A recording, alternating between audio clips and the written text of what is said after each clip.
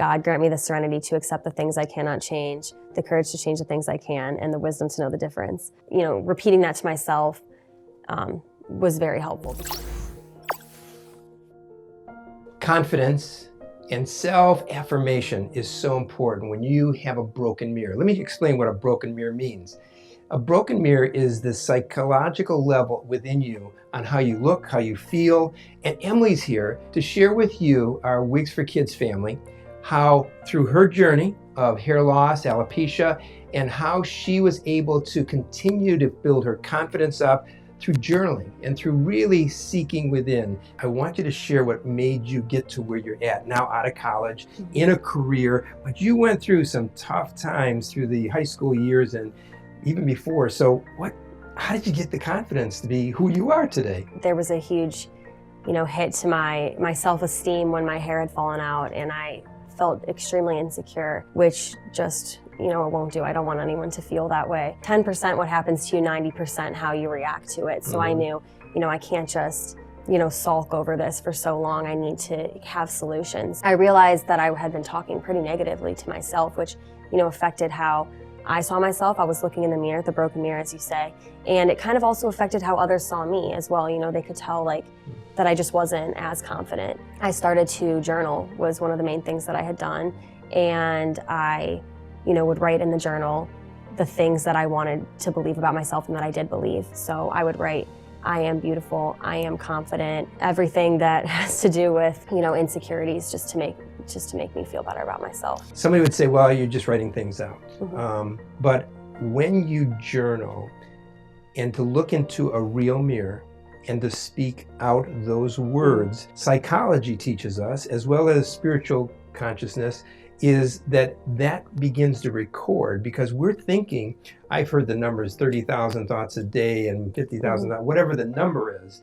There's a lot going on, but 80% of it is usually negative on a normal human being who has no challenges except the normal day-to-day life.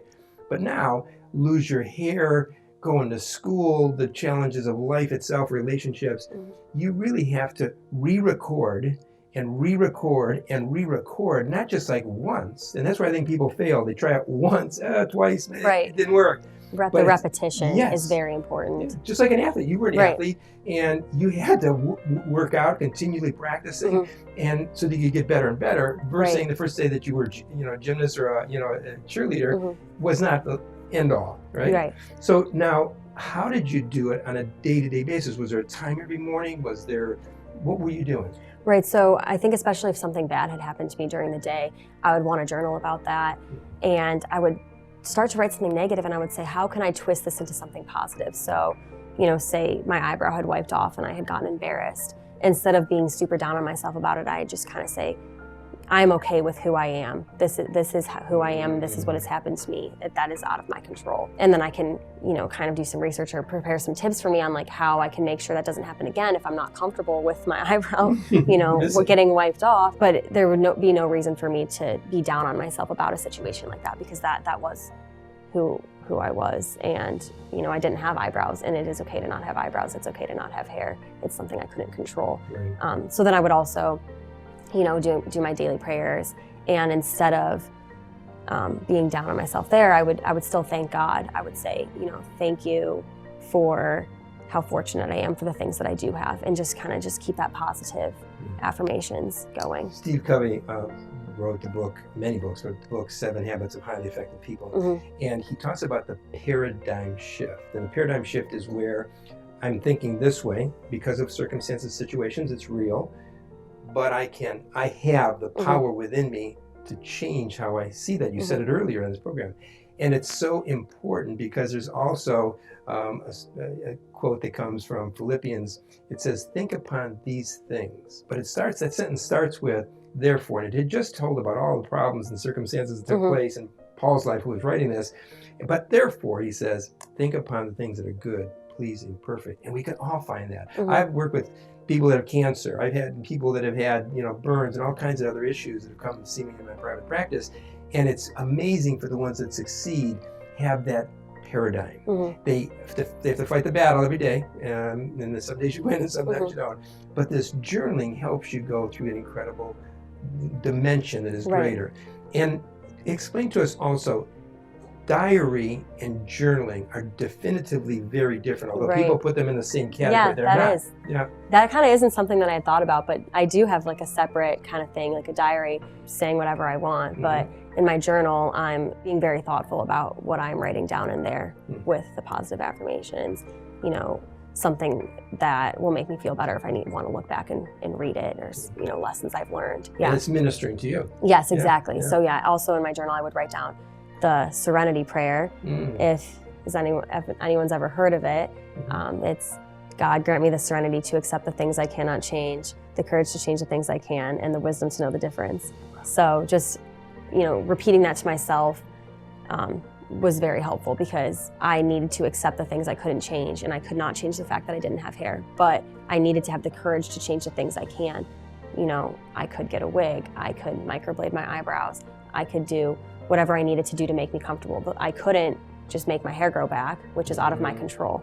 But the things that I can control, that is what I wanted to be doing, the things that made me feel good about myself. One of the books that I've written, not only the journal book that I wrote, but also the book called Metamorphosis. It's about an ugly caterpillar that transforms into a beautiful butterfly. I wrote it because of a child that I watched go through what you just said. I mean, you're touching me deeply, because I watched a child go through that process, many of them, you know, with Wigs for Kids, but I watched them feeling like they were the ugly caterpillar. So I wrote about that.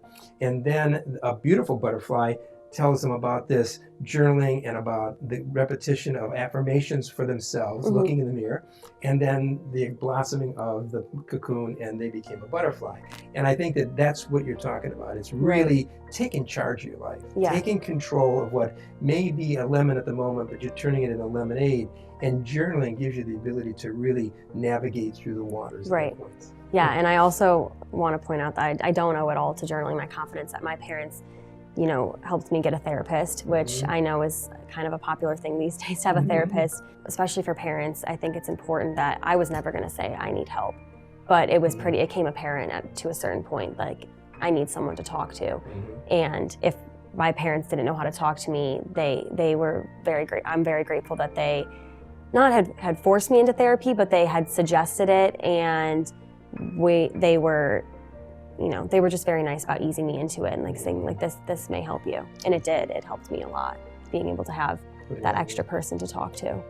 And it's so important, because again, some parents loving you and loving compassion. They are hurting so bad for you what you're going through, and their perception of what you're going through is even greater than what you're going through. But in turn, that perception makes them sometimes limited on the ability to really give you the ear, because sometimes you just want to talk. Yeah, I did. And I was never going to say, please put me in therapy, because I'm stubborn like that. So when they had approached me about it, I felt comforted that they were doing something to help me. You've got a lot to kind of digest from this particular episode. Journaling and that beautiful prayer. Give it that one more time. The Serenity Prayer. Yeah. God grant me the serenity to accept the things I cannot change, the courage to change the things I can, and the wisdom to know the difference. And my gift to you, each and every one of you, a digital book of Metamorphosis, The Ugly Caterpillar and the Beautiful Butterfly. You'll love it. It can be for kids, for adults, for elderly. It doesn't make a difference. Everybody needs, every day, that affirmation to think upon the beautiful things. And you are beautiful inside and out. We want to continue to help make you beautiful inside and out. So continue to give us your questions. Join and subscribe our YouTube channel here, and hit the bell and hit the likes, so that helps us notify you and get everybody to know that we're here to help you look good, feel better, and truly be beautiful inside and out. We hope you've enjoyed watching this video and learning something from it. Help us grow our YouTube channel by liking this video and subscribing to our YouTube channel. Don't forget to click on the notification bell to get notified every time we publish a new episode.